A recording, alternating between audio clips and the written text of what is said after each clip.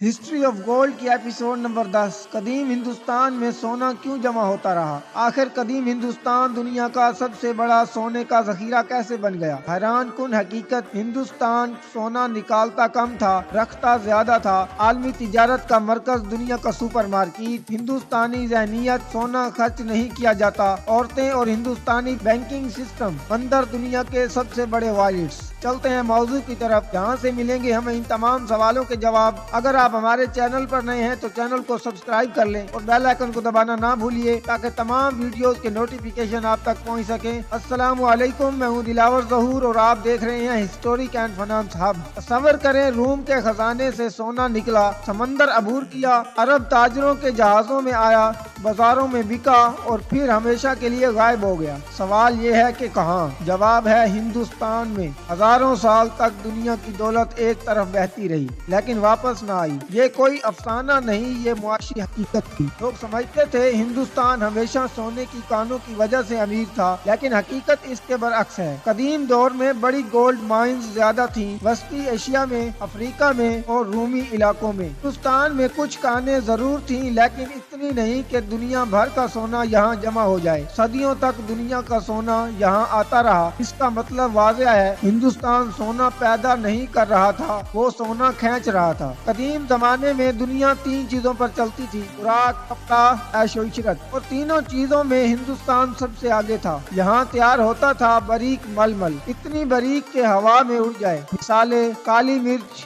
دار چینی، لونگ، روائیں اور جڑی بوٹیاں، خوشبو اور عطر، فولاد، دنیا کی بہترین تلواریں، قیمتی پتھر اور موتی۔ دنیا کے امیر لوگ ان چیزوں کے بغیر نہیں رہ سکتے تھے۔ مسئلہ یہ تھا، دنیا کے پاس ہندوستان کو دینے کے لیے کچھ خاص نہیں تھا، لہٰذا ادائیگی کس میں ہوتی تھی؟ سونے میں۔ روم کے امیر لوگ ہندوستانی کپڑوں اور مثالوں کے عاشق۔ رومی خواتین ہندوستانی ریشم پہنتی تھیں، رومی امرا ہندوستانی خوشبو لگاتے تھے، رومی کھانے ہندوستانی مثالوں کے بغیر ناممکن تھے۔ ہر سال بحیرہ احمر کے راستے درجنوں جہاز ہندوستان آتے اور ساتھ لاتے سونے کے سکے۔ یہ تجارت اتنی بڑی کہ روم کے دانشور پریشان ہو گئے۔ انہوں نے لکھا ہے کہ ہندوستان ہماری دولت کو کھا رہا ہے، یعنی روم سامان لیتا رہا اور اپنا خزانہ خالی کرتا رہا۔ دنیا کی دوسری تہذیبیں سونا خرچ کرتی جنگ پر اور عمارتیں بنانے پر۔ ہندوستان میں سونا بچت، تحفظ اور خاندان۔ لوگ اپنی کمائی زمین یا بینک میں نہیں رکھتے تھے بلکہ زیورات میں رکھتے تھے۔ کیوں؟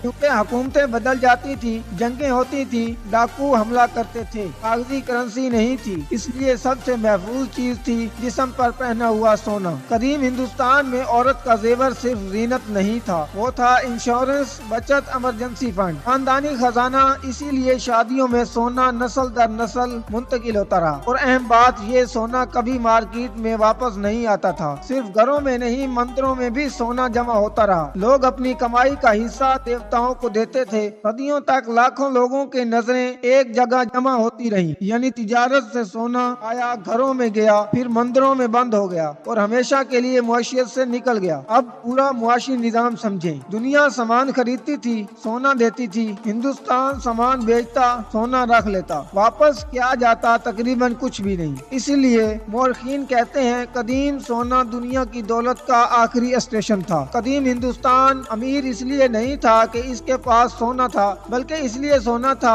کیونکہ وہ دنیا کی ضرورت تھا۔ وہ خود دنیا پر منحصر نہیں تھا، وہ سونا خرچ نہیں کرتا تھا۔ یعنی پہلی عالمی معیشت میں ہندوستان سپلائر تھا اور باقی دنیا خریدار۔ اس دنیا میں طاقت ہمیشہ اس کے پاس نہیں ہوتی تھی جس کے پاس سونا ہو، بلکہ طاقت اس کے پاس ہوتی جس کے پاس ایسی چیز ہو جس کے لیے دنیا سونا دینے پر مجبور ہو جائے۔ اور قدیم دنیا میں وہ جگہ تھی ہندوستان۔ ویڈیو کو لائک اینڈ شیئر کریں اور کمنٹ سیکشن میں اپنی رائے کا اظہار کریں۔ ملتے ہیں ایک نئی ویڈیو کے ساتھ۔ اللہ حافظ۔